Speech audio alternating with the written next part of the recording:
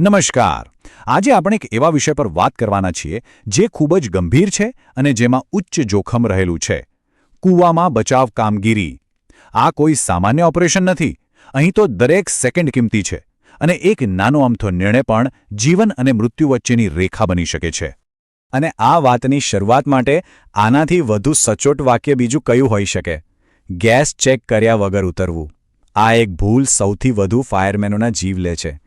જુઓ, આ એક જ લાઇનમાં આખા ઓપરેશનનો સૌથી મોટો પણ અદૃશ્ય દુશ્મન કોણ છે એનો ઇશારો છે.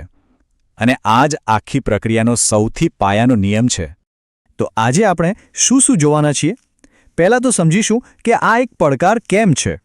પછી એના 5 તબક્કા, ટીમ અને સાધનો કેવા જોઈએ, એ અદૃશ્ય ખતરો એટલે કે ગેસ, અને હા, જીવન બચાવતી ગાંઠો, અને છેલ્લે કઈ ભૂલો ટાળવી અને કયા નિયમો હંમેશા યાદ રાખવા. તો પહેલો સવાલ એ થાય કે કૂવામાં બચાવ કામગીરીને હાઈ રિસ્ક કેમ કહેવાય છે? જુઓ, આ માત્ર કોઈને દોરડાથી ખેંચી કાઢવાની વાત નથી. જરા વિચારો, આના માટે જબરદસ્ત શારીરિક તાકાત, એકબીજા સાથે એકદમ પાક્કો તાલમેલ ધરાવતી ટીમ અને એકદમ ચોક્કસ પદ્ધતિઓ જોઈએ. અહીં ભૂલ કરવાની કોઈ ગુંજાઈશ જ નથી. ઓકે, તો હવે વાત કરીએ આખા ઓપરેશનના 5 તબક્કાની. કોઈપણ રેસ્ક્યુઅર કૂવામાં પગ મૂકે એ પહેલાં એક સિસ્ટમેટિક પ્લાન હોવો એ સૌથી જરૂરી છે.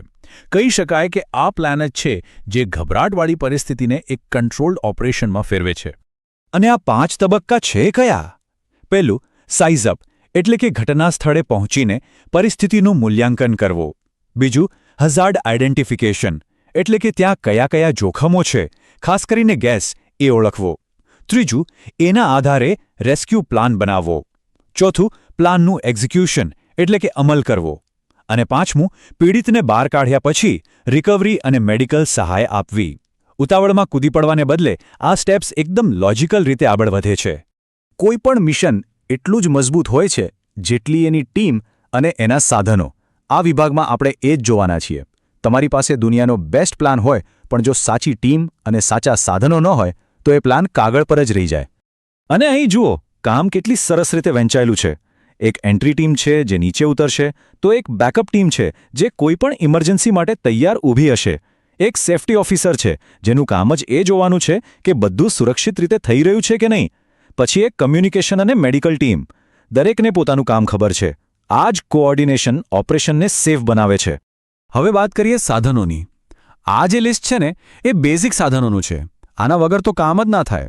જેમ કે ટ્રાયપોડ અને વિંચ, જેનાથી ઉપર નીચે જવાનું સરળ અને સુરક્ષિત બને. પછી આવે ફૂલ બોડી હાર્નેસ, રેસ્ક્યુ માટેનું ખાસ દોરડું અને પુલી. અને હા, અંદર અંધારામાં જોવા માટે એક્સપ્લોઝન પ્રૂફ ટોર્ચ. આ બધું તો જોઈએ જ. પહેલાં હતા બેઝિક સાધનો, હવે આ છે એડવાન્સ્ડ ઇક્વિપમેન્ટ. આ ક્યારે કામ આવે? જ્યારે ખતરો મોટો હોય. જેમ કે SCBA સેટ એટલે કે સેલ્ફ કન્ટેન્ડ બ્રીધિંગ એપરેટસ, જે શ્વાસ લેવા માટે પોતાની સાથે ઓક્સિજન લઈ જવાની સુવિધા આપે.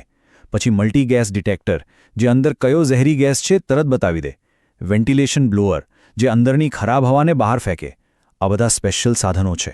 અને હવે વાત એ અદૃશ્ય દુશ્મનની, જેના વિશે આપણે શરૂઆતમાં સાંભળ્યું, ઝેરી ગેસ. ખાસ કરીને જૂના કે બંધ કૂવામાં. આ એક સાયલેન્ટ કિલર છે. એ દેખાતો નથી, ઘણીવાર એની ગંધ પણ નથી આવતી, અને એ કોઈ પણ ચેતવણી વગર સીધો જીવ લઈ શકે છે. તો પહેલો આંકડો 19.5%. આ શું છે? આ હવામાં ઓક્સિજનનું સલામત લેવલ છે. જો ગેસ ડિટેક્ટર બતાવે કે ઓક્સિજન આનાથી નીચે છે તો એનો સીધો મતલબ છે કે ત્યાં શ્વાસ લેવો જોખમી છે. પૂરતું ઓક્સિજન ન મળે તો માણસ થોડી જ મિનિટોમાં બેભાન થઈ શકે છે. બીજો આંકડો છે 10 ppm. ppm એટલે પાર્ટ્સ પર મિલિયન. આ હાઇડ્રોજન સલ્ફાઇડ એટલે કે H2S ગેસની લિમિટ છે. મતલબ કે હવાના 10 લાખ કણોમાં જો આ ગેસના માત્ર 10 કણ પણ હોય તો એ લેવલ ખતરનાક ગણાય. કેટલું ઓછું નહીં?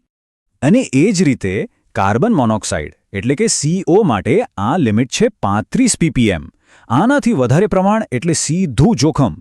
અને આ ગેસની સૌથી ખરાબ વાત એ છે કે એનો કોઈ રંગ નથી, કોઈ ગંધ નથી. એટલે જ ગેસ ડિટેક્ટર વગર એને ઓળખવો અશક્ય છે. અને હાઇડ્રોજન સલ્ફાઇડ વિશે આ એક વાત ખાસ યાદ રાખવા જેવી છે. એ ખૂબ જ ખતરનાક છે કારણ કે એ તમને છેતરે છે. શરૂઆતમાં એની ગંધ સડેલા ઈંડા જેવી આવે, પણ થોડી જ વારમાં તમારી સૂંઘવાની શક્તિ બહેર મારી જાય છે. તમને એમ લાગે કે હવે ગંધ નથી આવતી, મતલબ કે ગેસ જતો રહ્યો, પણ ના, ગેસ તો ત્યાં જ હોય છે અને એ જ સૌથી મોટો છળ છે. સારું, ગેસ અને સાધનોની વાત થઈ.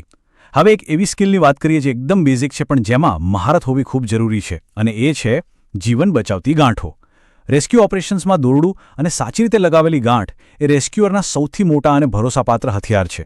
અહીં કેટલીક મુખ્ય ગાંઠો છે, જેમ કે bowline, figure of 8, clove hitch, chair knot. આ બધી ગાંઠો રેસ્ક્યુનું એબીસી છે. દાખલા તરીકે ચેર નોટથી તમે દોરડા વડે જ એક કામચલાઉ હાર્નેસ બનાવી શકો છો, જેના પર બેભાન વ્યક્તિને ઉપર લાવી શકાય. દરેક ગાંઠનો પોતાનો ખાસ ઉપયોગ છે, અને ખોટી જગ્યાએ ખોટી ગાંઠ લગાવવું એ પણ એક મોટું જોખમ છે. તો આટલું બધું સમજ્યા પછી હવે છેલ્લે વાત કરીએ કેટલીક સામાન્ય ભૂલોની અને એની સામે કેટલાક સુવર્ણ નિયમોની. શું કરવું અને શું બિલકુલ ન કરવું. અહીં એકદમ સ્પષ્ટ છે. ડાબી બાજુ છે ભૂલો, જે મોટાભાગે લોકો કરે છે, જેમ કે એકલા જ બચાવવા કૂદી પડવું કે ગેસ ચેક કર્યા વગર ઉતરી જવું. અને જમણી બાજુ છે એના ગોલ્ડન રૂલ્સ, જેમ કે no PPE equal to no entry, એટલે કે સુરક્ષા સાધનો વગર અંદર જવું જ નહીં. ઓલવેઝ યુઝ લાઇફલાઇન, એટલે કે હંમેશા લાઇફલાઇન સાથે જ ઉતરવો. દરેક ભૂલની સામે એક નિયમ છે, બસ આટલું યાદ રાખવાનું છે. અને હા, ક્યારેક એવું પણ બને કે તમારી પાસે બધા હાઈટેક સાધનો ન હોય. ત્યારે શું? ત્યારે કામ આવે છે ઇમ્પ્રોવાઇઝેશન, એટલે કે જુગાડ. જેમ કે વેન્ટિલેશન માટે બ્લોઅર નથી તો ડોલ કે છત્રીને દોરડાથી બાંધીને ઉપર નીચે કરીને પણ થોડી હવા ફેરવી શકાય છે.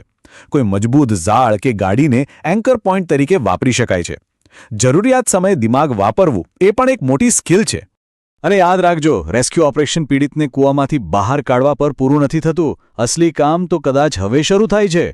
બહાર કાઢ્યા પછી તરત જ CPR, ઓક્સિજન થેરાપી કે રિકવરી પોઝિશન જેવી પ્રાથમિક સારવાર આપવી ખૂબ જ જરૂરી છે. આ શરૂઆતની થોડી મિનિટો જ જીવન અને મૃત્યુ વચ્ચેનો ફરક લાવી શકે છે.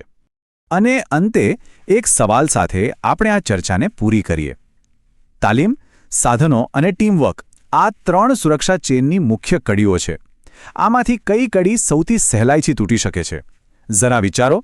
શું એ ટ્રેનિંગની કમી છે, સાધનોનું ફેલ થવું છે, કે પછી ટીમ વચ્ચેનો તાલમેલ તૂટવો? કારણ ગમે તે હોય, એક વાત તો પાકી છે કે આ ચેનની દરેક કડી મજબૂત હોવી જ જોઈએ, કારણ કે એક પણ નબળી કડી આખા ઓપરેશનને નિષ્ફળ બનાવી શકે છે.